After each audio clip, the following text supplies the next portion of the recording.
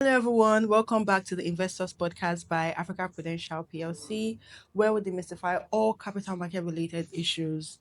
Once again, I'm Gift Isinulo, and here with me is Tonte Jeremiah-Okoro, the head client relationship management at Africa Prudential PLC. So today, on this episode, we'll be talking about the dividend journey from company to investor. Thank you, Tonte, for coming on this podcast. Thank you, Gift, for having me. Okay, so we'll jump quickly into the questions. So the first one, can you walk us through the typical journey of a dividend from when it's declared by a company to when it reaches a shareholder's account? Yes, please. So the dividend journey Okay, typically will start from the directors of the company. okay, Director of the company decides if they are going to be paying dividends or not. They would have to look at their financial records, their financial position to ensure that they have made profit before declaring dividends to um, the shareholders. They have to look at their books. Where they have not made profit for that year, they can also look at their previous year's earning. If they have retained earning on their records, if they have that, then they will be able to pay dividend from that record. So where they have not made profit, there will be no need for them to declare dividend, because if they declare dividend, they are going to be struggling all through the year to pay this dividend and their financial consequences. So I'll move forward to where the company has made profit and they want to declare dividends. Immediately after their board meeting, they'll have to notify NGX that they have the intention of paying dividends to the shareholders of the company. In that notification, they are going to be letting NGX know the qualification dates.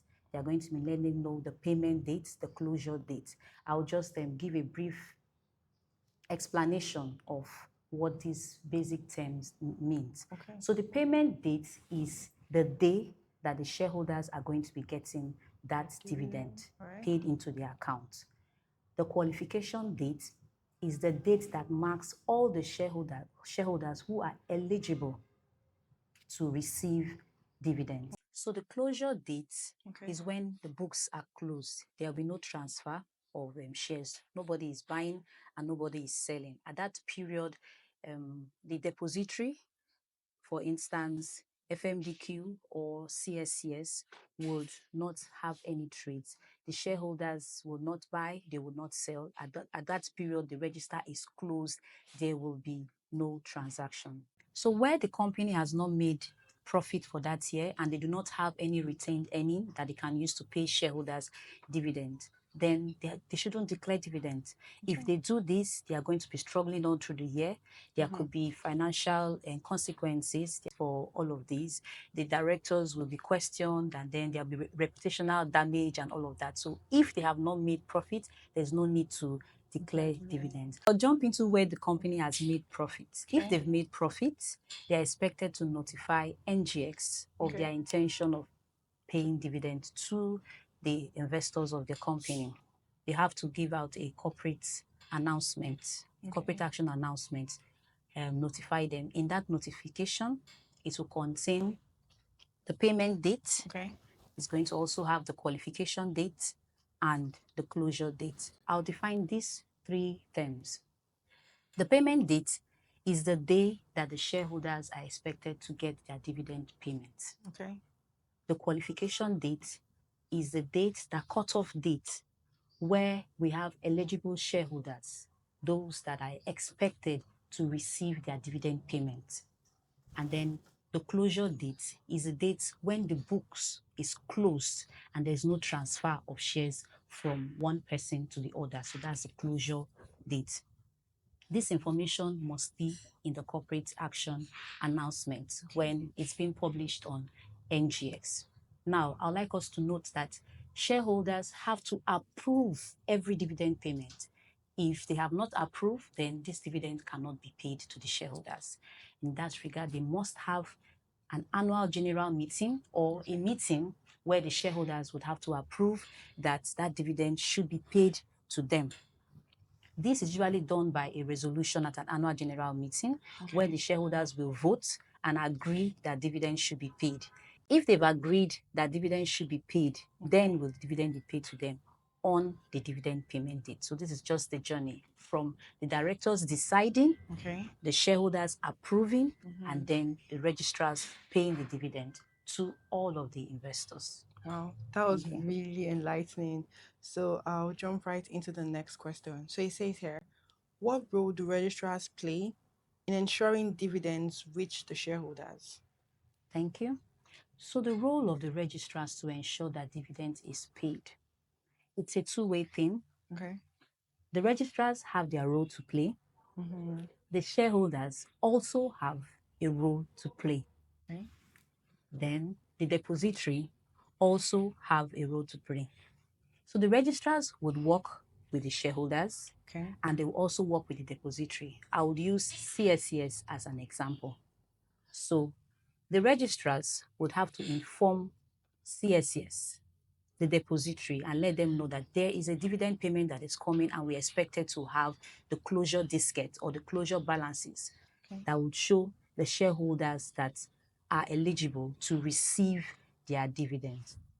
Now, what CSS and the registrars will do is that they are going to be looking at the settlement date, which is the next term I would like to define. The settlement date is calculated by a dynamics T plus 3. T is the transaction date, which is a qualification date, plus 3 days, which is 3 working days. It has to be 3 working days. So for instance, let's have the qualification date as first of a month. I will use first because so that the calculations are easy. You have first as the transaction date. as the qualification date. And then you have 3 days. So T is the qualification date. Then you count 1, 2, 3. Right? Yeah. So it's going to be first, second, third, fourth. So the settlement date is on the 4th of that month. And that is the date that the depositories would provide to the registrars to pay dividends. Now, I said that there's a closure period, right? So this closure period is when the depositories would have to do all of these calculations, ensure that the records are straight, and that no shareholder who is qualified to receive dividends. That's when the depository ensures that every shareholder who is qualified to receive dividend gets paid. They then move this record to the registrars, who would also check their records to ensure that what they have and what the depository has, it matches. So there's a hand-in-hand work that these both parties will do. Now, I also mentioned that the shareholders have a role to play. They have to ensure that they provide their bank accounts to the shareholders. The shareholders have a role to play. They have to ensure that the registrars have their bank details. Now, there are 2 ways that they can ensure that these registrars have their details. One, when they are buying their shares, they should ensure that their brokers get their bank details. Ensure that your brokers have your bank details so that when they are moving your data, to the registrars will be able to migrate this information into their database. So they will have your bank details so that on the dividend payment date, you will be paid. So if your brokers did not ask you to give them bank details, ensure that you provide that. It's always inside the form that the brokers will give to you. Provide your bank details to them. Also, if you were part of those that bought shares when these brokers did not have this platform for them to provide bank, ensure you get to your registrars. The registrars have a mandate form that they will give out. In this mandate form, you're expected to complete your bank details. That's another means for you to provide your bank details. There's also a portal that SEC has. SEC has a portal. If you go to Google and you type it in SEC portal for unclaimed dividend, you will find this portal. You can also fill this mandate form and it will get to the registrars to ensure that they get your bank details. Now, the role of these registrars is to ensure that dividend is paid to the shareholders, right? Now, once this dividend is declared and they have informed us that there's going to be a dividend, it also comes with that meeting that I mentioned, the annual general meeting, where the shareholders will have to approve. The registrars would have to send out notifications to all of the shareholders. via email. They're going to be sending out the annual reports. They're going to be sending out SMS messages to shareholders, letting them know that there is going to be an AGM meeting where they will come and approve this dividend to be paid to them. When they are notified, at this meeting, this particular meeting, there's going to be a resolution. Normally, it's done by an ordinary resolution where the shareholders will vote and say, yes, they agree that dividend should be paid. Once that is done, the registrars also take note of that. Once the shareholders have agreed or voted in favor of that resolution that they should be paid the dividend, the registrars can now pay this dividend to the shareholder. So now, how is this done?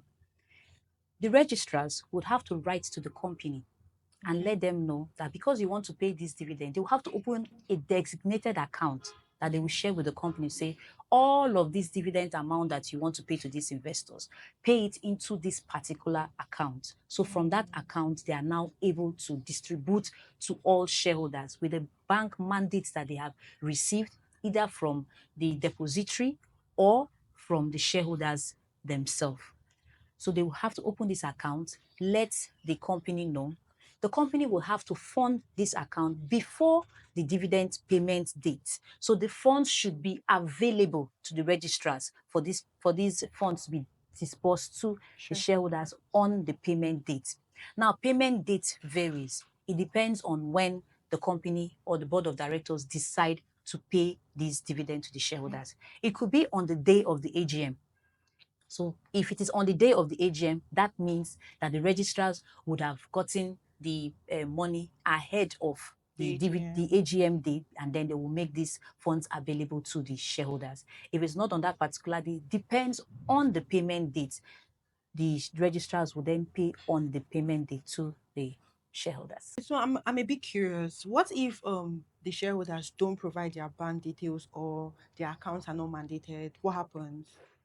Okay, so if a shareholder has not provided their bank details to the registrars, it can still be done. Your money will still get to you because it is your money. So these funds will still be available for the shareholders to get. All they have to do is get in touch with the registrars. So if you go to SEC portal, you'll be able to see the different registrars and the accounts that they manage. Just go there and then you see you come to us. If it's an account that Africa Prudential is managing, you can reach out to us on cxc@africaprudential.com. You can send an email to us, and then we have a standby contact center that will be there to answer all of your questions and also help you complete this form. They are going to be providing you the link, this link that you need to complete for you to be able to get your dividend payment. And in that link, you provide your bank details to the shareholders. Now, if you want to know if you have unclaimed dividend, there's an unclaimed dividend portal, as I've mentioned. There's an unclaimed dividend portal to be SEC. You can also go to our website, the self-service corner. You will find the unclaimed dividend finder there and complete your mandate form for you to get your dividends.